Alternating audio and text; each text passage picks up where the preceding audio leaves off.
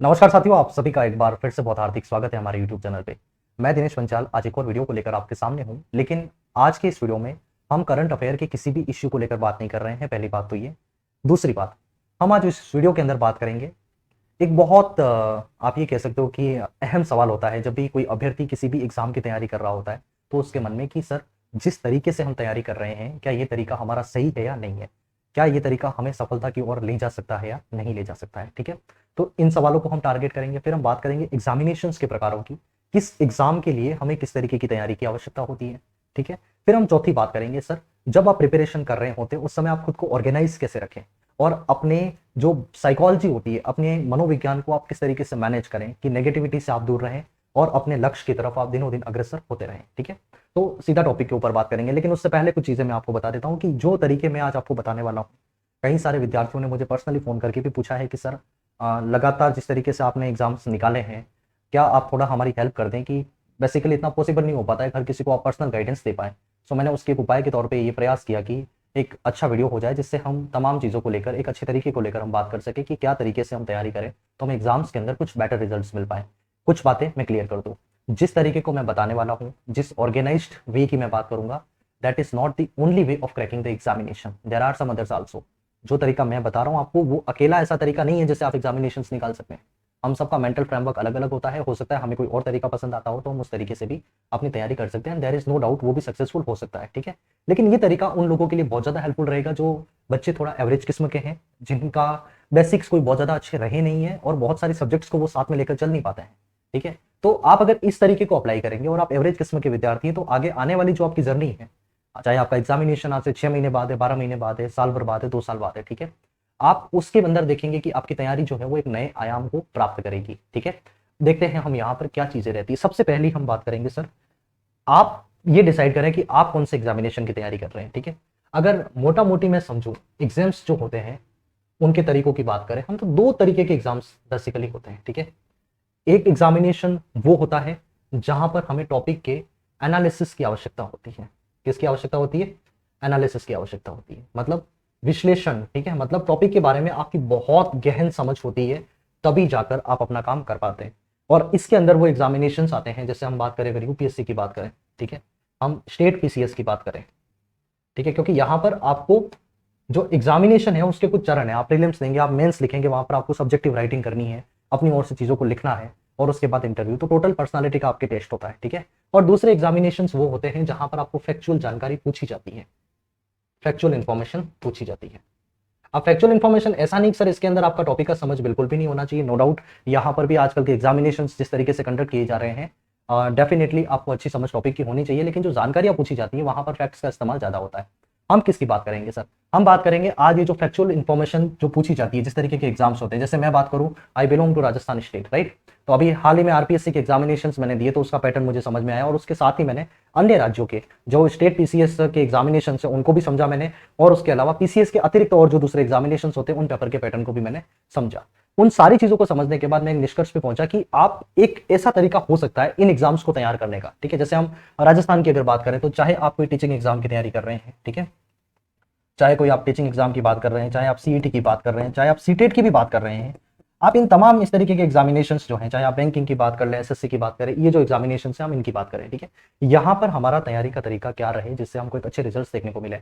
एक बात फिर से मैं दोहरा रहा हूँ कि हमारा पूरा तरीका जो है वो मस्तिष्क के मनोविज्ञान के ऊपर आधारित है कि हम हर दिन खुद के अंदर ये विश्वास कैसे जगाएं कि हम लोग हमारे लक्ष्य की तरफ अग्रसर हो रहे हैं। ठीक है।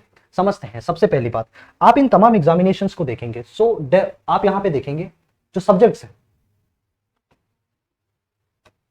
सब्जेक्ट्स हैं बेसिकली, उन सब्जेक्ट्स के अंदर आप पाएंगे, एक तो आपका general knowledge and general studies का पोर्शन होता है, जीके एंड जीएस का पोर्शन होता है। और जीके एंड जीएस के अंदर ही आपके कौन कौन से विशेष में शामिल हो जाते हैं? हम बात करते हैं हिस्ट्री की, हम बात करते हैं पॉलिटिकल साइंस की,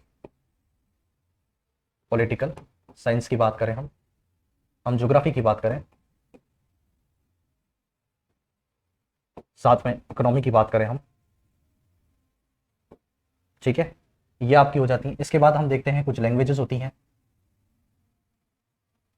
लैंग्वेजेस के अंदर आपका हिंदी, इंग्लिश, ठीक है। और उसके बाद आपके सब्जेक्ट्स में हम देखते हैं तो साइंस की कुछ सब्जेक्ट्स होती हैं जहां पर आपका जो जनरल साइंस है, जनरल साइंस है, इसके बाद रीजनिंग का पोर्शन आ जाता है, रीजनिंग का पोर्शन आ जाता है, इसके बाद कंप्यूटर का पोर्शन है। ये सारे पोर्शन आपके आते हैं, ठीक है। आप देखेंगे सारे एग्जामिनेशंस के सिलेबस को उठा के तो आपको अमूमन ये चीजें ही देखने को मिलेगी, ठीक है। और इसके अंदर आप करंट जीके को भी जरूर जोड़ें, ठीक है। ये करंट जीके का भी आपके पोर्शन हो जाता है। और अगर आप कोई टीचिंग एग्जाम की तैयारी कर रहे हैं तो वहां साइकोलॉजी का पोर्शन भी आपके और जुड़ता रहता है, ठीक है। अब समस्या कहाँ आती है सर? समस्या आती है, हम बात करें एक तो ये वाला पोर्शन आपका जो है जीके वाला, क्योंकि अथाह है सर, आप जितना पढ़ेंगे उतना ऐसा लगेगा कि सर कुछ ना कुछ चीजें हमारे पीछे छूटती जा रही हैं, मतलब हम उन चीजों को उतना कवर नहीं कर पा रहे हैं। जो आपकी यहाँ पर एक्सपेक्टेशंस हैं उनको कभी आप मैच नहीं कर पाएंगे, है ना, क्योंकि इतना सारा सिलेबस पड़ा है यहाँ पे। फिर हम बात करेंगे लैंग्वेजेस की, तो हिंदी है, इंग्लिश है, इसके अलावा भी अगर कोई रीजनल लैंग्वेज किसी एग्जामिनेशन के अंदर पूछी जा रही है तो उनकी बातें होती है। और फिर हम साइंस की बात करें तो ये वाला पोर्शन है, ठीक है। और स्पेशली अगर इन दोनों की बात करें, ये तो आपका पूरा का पूरा मैथमेटिक्स सॉरी इसके अंदर रह गया, बहुत इंपॉर्टेंट सब्जेक्ट रह गया, ठीक है। ये मैथमेटिक्स का पोर्शन भी है, तो ये जो मैथ वाला पोर्शन है वो तो पूरा का पूरा आपका किस पर बेस्ड है? प्रैक्टिस पर बेस्ड है। साथ ही में जो आपका रीजनिंग है वो भी पूरा का पूरा किसके ऊपर बेस्ड है? प्रैक्टिस के ऊपर बेस्ड है, ठीक है। अब देखना होना क्या है सर, आगे जाके हम देखते हैं। अगर आप जीके अच्छा करना चाहते हैं, अपना जनरल नॉलेज, पहले समझते हैं सर जनरल नॉलेज की प्रवृत्ति को। आपका जो जनरल नॉलेज है इसकी थोड़ा प्रवृत्ति को समझना। जीके बेसिकली दो टाइप का होता है, ठीक है। जीके आपका दो तरीके का होता है। इसमें आपका पहला तो होता है करंट जीके, करंट जीके वाला पोर्शन है। और दूसरा पोर्शन आपका रहता है स्टैटिक जीके, स्टैटिक जीके। दो तरीके का जीके आपका रहता है, ठीक है। अब करंट जीके कैसे तैयार हो और स्टैटिक जीके कैसे तैयार हो, ठीक है। स्टैटिक जीके का अर्थ होता है स्थिर। आप स्टैटिक का अर्थ ही क्या होता है? स्थिर। वही करंट की हम बात करें तो इसे हम कहते हैं समसामयिकी, समसामयिकी, ठीक है। जो घटनाएं दिन ब दिन होती जाती हैं, जो हमारे लिए राष्ट्रीय, अंतरराष्ट्रीय या फिर राज्य स्तर की घटनाएं जो हमारे एग्जामिनेशन पॉइंट ऑफ व्यू से इंपॉर्टेंट हो सकती है, उन्हें हम काउंट करते हैं करंट जीके के अंदर। और साथ ही में फिर आपका स्टैटिक जीके जो होता है, ये वो जीके होता है जो कभी बदलता नहीं, ठीक है। स्टैटिक जीके कैसे तैयार होता है? आप देखिए, हिस्ट्री की बात करें, पॉलिटिकल साइंस की बात करें, हम चाहे इकोनॉमी की बात करें, ज्योग्राफी की बात करें, इन तमाम सब्जेक्ट के जीके को आप अगर दो पार्ट में डिवाइड करेंगे तो बहुत इजीली हो जाता है ये। स्टैटिक जीके का अर्थ होता है वो फैक्ट्स जो बदलने नहीं है। आप आज से 5 साल पहले भी तैयारी कर रहे थे, आप वर्तमान में तैयारी कर रहे हैं और आप आगे आने वाले 5 सालों के बाद भी तैयारी करेंगे तो वो जीके नहीं बदलता है, ठीक है। जैसे हम बात करें, अगर आप देखेंगे, यूजुअली एक सवाल है हल्दीघाटी के बैटल की हम बात करें, ठीक है। हल्दीघाटी के बैटल की हम बात करें तो 18 जून 1576 की बात है, ठीक है। अब हल्दीघाटी का बैटल आज से 5 साल पहले भी कोई विद्यार्थी तैयारी कर रहा था तो वो उस समय भी 18 जून 1576 ही था। और आज भी अगर कोई बच्चा तैयारी कर रहा है तो वो भी 18 जून 1576 ही उसकी डेट है। क्या हुआ इसका अर्थ? इसका अर्थ ये हुआ कि सर ये जो जीके है वो बदलता नहीं है, ठीक है। और आप इस बात को नहीं मानेंगे कि जो आपका 80% जीके है वो आपका स्टैटिक जीके। कौन सा जीके है आपका? स्टैटिक जीके है। और 20% जीके आपका सिर्फ कौन सा होता है? Current GK. ये वाला पोर्शन आपका 20% होता है। अगर हम पीसीएस के एग्जामिनेशन की बात नहीं कर रहे हैं तो फिर, है ना, 80% जीके आपका स्टैटिक जीके है और साथ में 20% कौन सा जीके आपका? करंट जीके है, ठीक है। अब इन दोनों जीके को तैयार कैसे करें, ये एक सवाल होता है। करंट जीके को तैयार करने का सबसे अच्छा तरीका जो मैंने पाया है, ठीक है, दो तरीके से आप तैयार कर सकते हैं इससे। एक तरीका यह है कि आप डेली न्यूज़पेपर पढ़ें, ठीक है। डेली न्यूज़पेपर आप जब पढ़ते हैं तो वहां पर आपको अपने स्तर पे ट्राई करना होता है कि क्या चीजें हमारे एग्जामिनेशन पॉइंट ऑफ व्यू से इंपॉर्टेंट हो सकती है। पहला काम ये कर सकते हैं। दूसरा काम ये हो सकता है कि सर ऐसे बहुत सारे आजकल मैं देखता हूं कि there are some very good teachers who are providing very good knowledge of the current events. वो अपने स्तर पे चाहे यूट्यूब पर आते हैं या फिर किसी और प्लेटफॉर्म पर आते हैं, उनका आधे घंटे 1 घंटे भर का जो भी वीडियो है, ठीक है, वो लेकर आते हैं और उसके अंदर आपका काम वो आसान बना देते हैं कि जो चीज़ें इंपॉर्टेंट हैं, क्योंकि उसके अंदर भी उनकी भी रिसर्च होती है, तो वो लेकर आते हैं। फिर वो चीज़ें अगर आप आधे घंटे घंटे पर में पढ़ लेते हैं तो वो करंट जीके आपका तैयार होता है, ठीक है। इसके बाद करंट जीके के अंदर भी जिस समय आप करंट जीके डेली पढ़ते हैं, आप अगर करंट जीके डेली पढ़ रहे हैं तो आपको इस बात को याद रखना चाहिए कि आपका स्टैटिक जीके जो है, static GK plus current GK, ये दोनों के दोनों मजबूत होते जाते हैं। अब कैसे होते हैं सोचिए जरा, ठीक है। हाल ही में मानो हम बात करें, अगर मणिपुर में किसी तरीके की कोई घटना हो रही है, ठीक है, और अगर एक अच्छा टीचर अगर किसी तरीके से उस वीडियो को लेकर आ रहा है मणिपुर की घटना को लेकर, तो फिर वो आपको नॉर्थ ईस्ट के बारे में बहुत सारी जानकारियां देके चला जाएगा, ठीक है। तो इंडियन ज्योग्राफी के अंदर आपका एक पोर्शन उस पर्टिकुलर मणिपुर के टॉपिक से कवर होता है। मतलब करंट पढ़ रहे हैं आप, लेकिन साथ में क्या तैयार हो रहा है, स्टैटिक जीके। स्टैटिक जीके जो है वो हमेशा रिवीजन से अच्छा होता है। किससे अच्छा होता है, रिवीजन से अच्छा होता है। अर्थात जितनी बार उस फैक्ट को आप पढ़ेंगे उतना वो आपके दिमाग में आता जाएगा। हम सबका मानसिक स्तर अलग अलग होता है। कुछ विद्यार्थियों को एक बार पढ़ने में समझ आ जाता है, 2 बार पढ़ने में उनको अच्छे से याद हो जाता है, लेकिन कुछ विद्यार्थी ऐसे भी होते हैं जिनको 8 से 10 बार टॉपिक को देखना होता है, तब जाके वो उन चीज़ों को थोड़ा क्लियर कर पाते हैं, ठीक है। और मैं खुद बता रहा हूँ कि मुझे खुद को भी 1-2 बार पढ़ने से चीज़ें याद नहीं होती हैं। आई नीड टाइम, थोड़ा समय लेता हूँ मैं, तब जाके वो चीज़ें मेरे दिमाग में बहुत अच्छे तरीके से स्थिर होती हैं, ठीक है।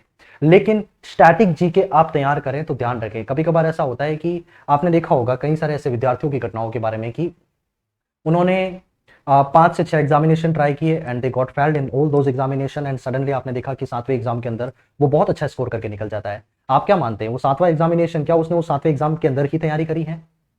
नहीं, ऐसा बिल्कुल नहीं होता है। वो जो 6 एग्जाम की तैयारी करी थी उसने, उस समय उस बच्चे का कौन सा जीके अच्छा हो रहा था, स्टैटिक जीके बहुत अच्छा हो रहा था। और जब स्टैटिक जीके बहुत अच्छा हो रहा था, इसके बाद उसके पास पढ़ने के लिए कंटेंट अब कम बचता है और वो अपनी तैयारी को अच्छे तरीके से पॉलिश कर पाता है, अपनी तैयारी को 4 चांद लगा पाता है अगर वो लंबे समय तक उस विषय के साथ जुड़ा रहे तो, ठीक है। तो ये होता है स्टैटिक जीके का आपका पोर्शन, जिसके अंदर हमेशा हर विद्यार्थियों को बहुत अच्छे रिवीजन की आवश्यकता होती है। जितना ज्यादा रिवीजन आप करते हैं उतना ज्यादा चीजें आपके लिए क्लियर होती जाती है। And I always tell in my classes also, revision is the key to success in the competitive examination. अगर आपने जितना ज्यादा रिवाइज चीजों को करा है, और एक और मिथ है जो विद्यार्थियों का, आप अलग अलग चीजों से, जैसे कभी गया कोई विद्यार्थी, कोई उसका दोस्त नए नोट्स लेकर आ गया तो वहां पर जाके उन नोट्स को पढ़ने लग गया, वो अलग अलग किताबें बदलना, इन चीजों को बिल्कुल नहीं करना है। आप जो भी रिसोर्स लेके बैठे हैं अपने पास, कोशिश करें वो रिसोर्सेज थोड़े बहुत ऑथेंटिक हो, और ऑथेंटिक है तो उसके बाद आपको उसके ऊपर भरोसा करना है। जैसे बात करें हम, एक विद्यार्थी कोचिंग जा रहा है किसी पर्टिकुलर सेंटर पे, अब वो सेंटर पे जा रहा है एंड सडनली उसको बाहर निकलते ही उसका कोई और दूसरा विद्यार्थी उससे मिलता है और वो बोल देता है भाई तुम्हारे कोचिंग पे तो ये पढ़ा रहे हैं क्या, ये चीजें तो एग्जामिनेशन के अंदर आती नहीं है, और ये कोचिंग वाले तो ऐसे ही हैं, कुछ भी ढंग का नहीं पढ़ाते, सारी इसी तरह की बातें करके वो चला जाता है।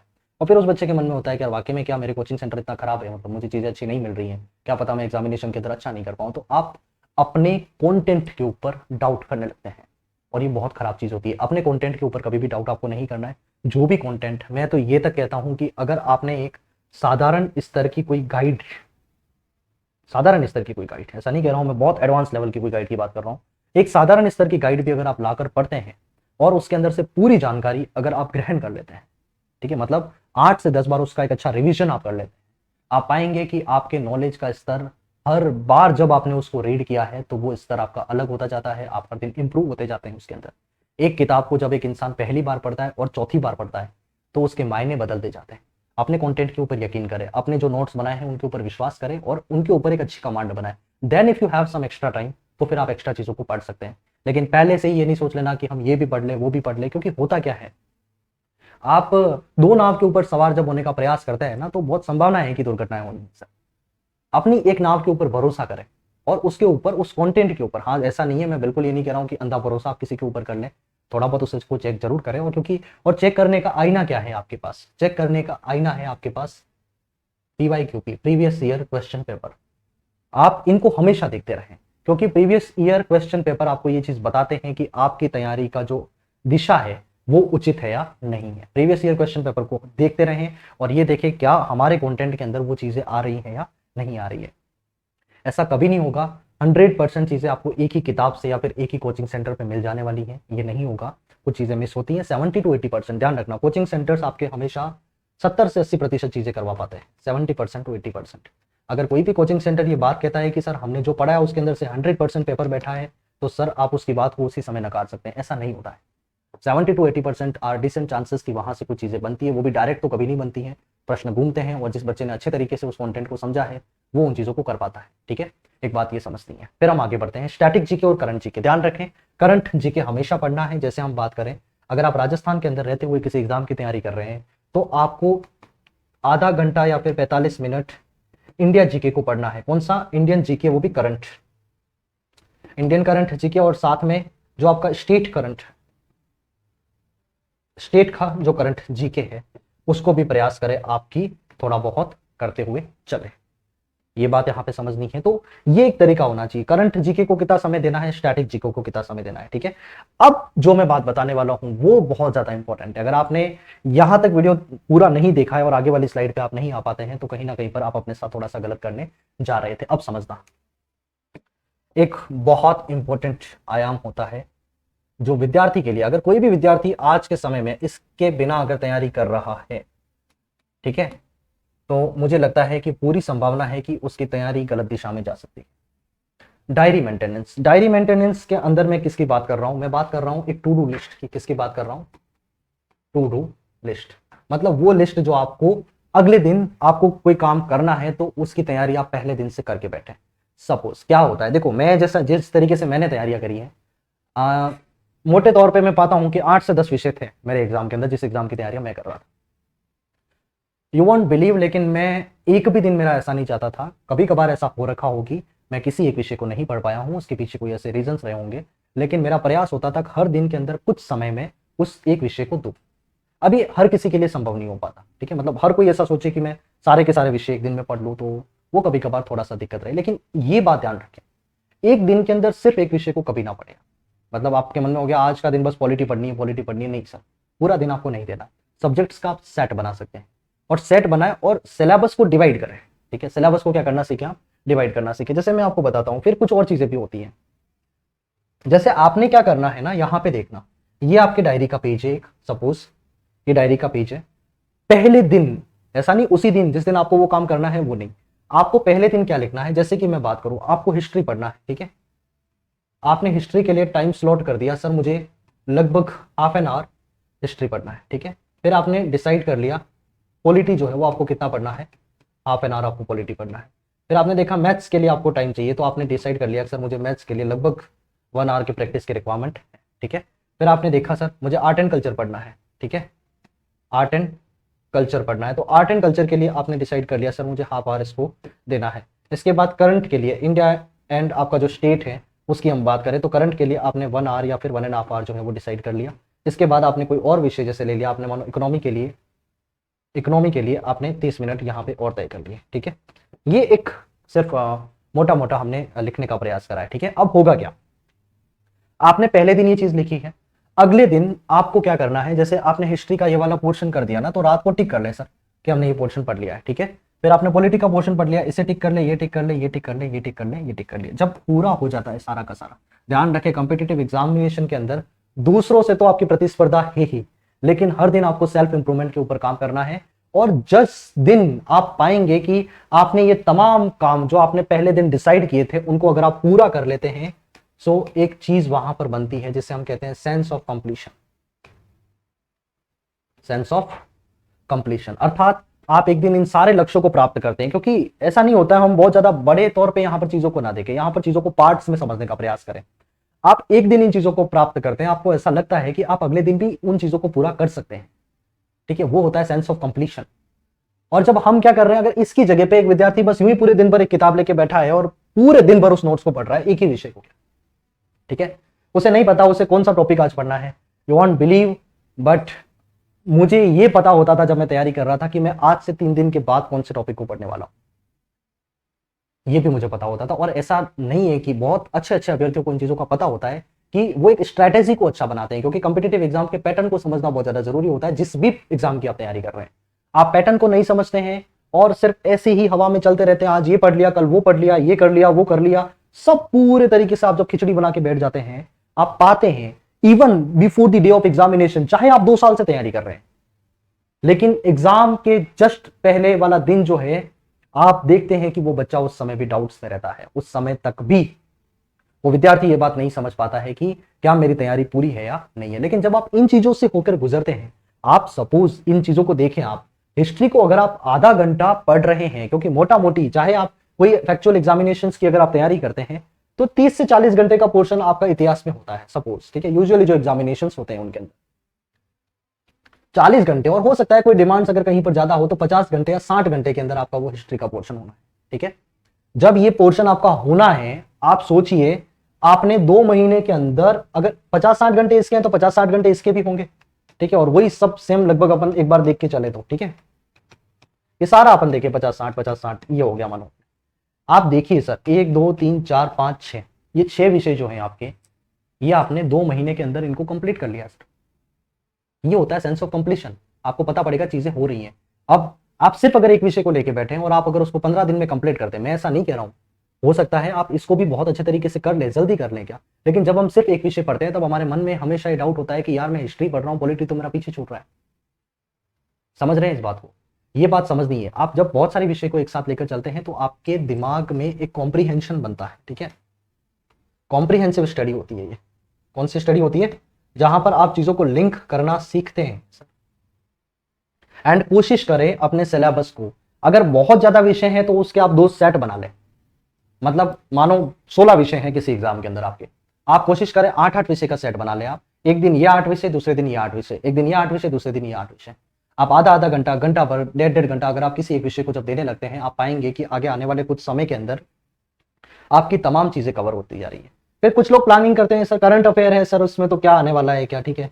तो करंट अफेयर तो हम क्या करेंगे, अंतिम के 10 दिनों के अंदर पढ़ेंगे। अंतिम 10 दिनों के लिए एक भी विषय ना रखें। अंतिम के जो 10 दिन है उनके लिए एक भी विषय ना रखें, सारे के सारे विषय आपको पहले से ही तैयार करके रखने, क्योंकि हमें नहीं पता कि दुनिया के अंदर कौन सी इमरजेंसी हमारे उन अंतिम 10 दिनों के अंदर आ जाती है और फिर वो पोर्शन हमारा छूट जाता है और फिर वो हड़बड़ाहट वाली तैयारी होती है। क्यों ना जितने भी विषय हैं उन सबको आप एक साथ लेकर चलें, ठीक है। आगे बात करते हैं। हमने बात करी सेंस ऑफ कंप्लीशन की, ठीक है। फिर आपको अब यहां पर इस पूरी तैयारी का मैं अगर आपको निचोड़ बताऊं तो सबसे पहला तो आपको क्या करना है, जो करंट अफेयर है इसे क्या करें, डेली पढ़े, क्योंकि आजकल के एग्जामिनेशन का पैटर्न ऐसा हो गया है कि करंट से खूब सारे प्रश्न उठाए जाते हैं, ठीक है। और इवन कहीं पर स्टैटिक जीके से भी अगर कोई चीज पूछी जाती है तो आप देखेंगे कि उसका करंट से कोई ना कोई लिंकेज बनाओ, ठीक है। दूसरा, आप always maintain a to do list. To do list का अर्थ है आपको ये बात पता होना चाहिए अगले दिन आप क्या करने वाले हैं, क्योंकि हमारे सबकॉन्शियस माइंड की एक बहुत बड़ी चीज ये है कि जब आप पहले दिन कोई चीज डिसाइड करके सोते हैं तो आप शायद इस बात के ऊपर विश्वास करें या ना करें, थोड़ा हाइपोथेटिकल लग सकता है आपको ये बात, लेकिन ऐसी कुछ परिस्थितियां बनती है अगर आप पहले दिन कोई चीज डिसाइड करके सोते हैं तो फिर अगले दिन वो चीजें आपके लिए हो जाती है। लेकिन आप जब डिसाइड करके नहीं सोते हैं तो फिर कोई ना कोई अड़चन उसमें जरूर आती है। प्लानिंग आपकी पहले से होनी चाहिए, ठीक है। हाँ, इसके बाद अगर कोई अड़चन आती है, आप नहीं कर पाते हैं तो वो और बात है क्या, लेकिन आपको प्लानिंग करके सोना है, ठीक है। जैसे होता है ना कभी कभार, नॉर्मली हम अगर दिन में रोज 8 बजे उठ रहे हैं, 9 बजे उठ रहे हैं क्या, लेकिन जब हमें पता हो कि अगले दिन कहीं जाना है तो वही हमारा टाइमिंग जो है वो उठने का 4 से 5 बजे भी हो जाता है, बिना अलार्म के भी कुछ लोग उठ जाते हैं। क्यों? क्योंकि हमने पहले से सोच रखा, हमारी प्लानिंग बहुत अच्छी है, हमने हमारे ब्रेन को ये मैसेज बहुत पहले से दे रखा है कि मुझे इस समय उठना है, ये काम मेरे लिए जरूरी है, इस काम को मुझे करना है। तो फिर क्या होता है, आप इजीली उस काम को कर पाते हैं। तो टू डू लिस्ट आपको हमेशा मेंटेन करना, ठीक है। और आपको स्टडी जो है वो थोड़ा कॉम्प्रिहेंसिव तरीके से करनी है, मतलब कोशिश करें सब्जेक्ट्स के सेट बनाएं और एक दिन के अंदर एक से ज्यादा विषय को पढ़ने का प्रयास करें। आप देखेंगे कि चीजें आपके लिए बहुत ज्यादा सहज हो जाती है, ठीक है। एक और चीज जो मैं आपको बताना भूल गया, ये बहुत अच्छा तरीका होता है, डेली अफर्मेशंस लिखें अपने मेंटल एनर्जी को मेंटेन करने के लिए, अपने मानसिक ऊर्जा को बनाए रखने के लिए। आप अफर्मेशन में मतलब ये लिख सकते हैं कि मैं बहुत अच्छा कर रहा हूं, आप उस डायरी भी आप रख सकते हैं उसके लिए, और मेरी तैयारी की दिशा बहुत अच्छी है, मुझे लग रहा है कि मैं इस बार सफल हो जाऊंगा। क्योंकि इंसान जो है वो 2 तरीके से सफल होता है, पहला तो अपने मस्तिष्क में सफल होता है, अपने मेंटल जो उसकी माइंडसेट है अगर वो उसका पॉजिटिव है और वो हर दिन अपने इमेजिनेशन में सफल होता है क्या, तो एक दिन ऐसा हो जाता है कि वो इंसान सफल भी होता है क्या। तो माइंडसेट अपना बहुत ज्यादा अच्छा रहे, हमारी थॉट पावर जो है वो हमें बहुत ज्यादा हेल्प करती है किसी भी चीज को पाने में, ठीक है। ये एक अच्छा तरीका है, अफर्मेशंस को आप लिख सकते हैं, कॉम्प्रिहेंसिव तैयारी करनी है, टू डू लिस्ट मेंटेन करनी है, करंट अफेयर आपको डेली पढ़ना है, साथ में आपको सिलेबस डिवाइड करना आना चाहिए। ऐसा नहीं पूरा का पूरा सिलेबस एज ए होल देखें आप, ठीक है। मतलब पॉलिटिकल साइंस है तो उसको आप डिवाइड करें सर, जैसे आपने मौलिक अधिकार का टॉपिक है, उसके अंदर राष्ट्रपति का टॉपिक है, प्रधानमंत्री का टॉपिक है, संसद का टॉपिक है, तो आप जब उसको टॉपिक में डिवाइड करेंगे और एक दिन एक टॉपिक लेके बैठेंगे, पूरी पॉलिटी लेके नहीं बैठना एक दिन, तो आप देखेंगे कि चीजें आपके लिए थोड़ा सा ज्यादा सहज हो पाती है। तो ये कुछ चीजें हैं आपके सामने, अगर आप इनको थोड़ा सा अप्लाई करें, ठीक है, अपने सब्जेक्ट को डिवाइड करना सीखें और आप इन तरीकों का अगर इस्तेमाल करेंगे, तो मैं डेफिनेटली इस बात को लेकर बहुत ज्यादा श्योर हूं कि आपकी तैयारी जो है वो पहले से मुकाबले बहुत ज्यादा अच्छी हो सकती है, ठीक है। तो लगता है मुझे कि आज का सेशन आपके लिए हेल्पफुल रहा होगा। और उसके बाद भी अगर आपके दिमाग में, ध्यान रखें, किसी भी तरीके का कोई भी डाउट अगर तैयारी को लेकर है कि सर हमारे साथ ये समस्या होती है, हम यहाँ पर अच्छा नहीं कर पाते हैं, या फिर कोई पर्टिकुलर विषय अगर आपका अच्छा नहीं है तो उसे किस तरीके से पढ़ा जाए, उन चीजों को लेकर अगर आपके दिमाग में कोई डाउट रहे तो आप कमेंट बॉक्स के अंदर जरूर लिखें कि सर ये चीजें हैं हमारे साथ, हम प्रयास करेंगे उन चीजों के अंदर भी आपका हेल्प करने का कि क्या चीजें आप आगे कर सकते हैं, ठीक है। बाकी एक बार के लिए आप ये चीजें करें। और स्टैटिक जीके रिवीजन से अच्छा होता है, करंट जीके डेली पढ़ने से अच्छा होता है। और करंट जीके जो है वो आपके लिए जब आप उसको डेली पढ़ते जाते हैं तो आपके स्टैटिक जीके का भी बहुत सारा पोर्शन उसके अंदर कवर होता जाता है। ठीक है साथियों, तो मिलते हैं एक बार फिर से एक और नए वीडियो के अंदर, तब तक के लिए नमस्कार। आई होप सो आज का वीडियो आपके लिए बहुत ज्यादा हेल्पफुल रहा होगा, और अगर इसके अंदर कोई कमी भी रहती है तो आप हमें कमेंट बॉक्स के माध्यम से बता सकते हैं, बिकॉज ओपन प्लेटफॉर्म है। और मैं उम्मीद करता हूं कि अलग अलग तरीके के सजेशन जब हमारे पास आते हैं तो हम थोड़ा बेहतर बनने का फिर उसके अंदर प्रयास करते हैं। एक और वीडियो के अंदर मिलते हैं, तब तक के लिए नमस्कार, जय हिंद, जय भारत।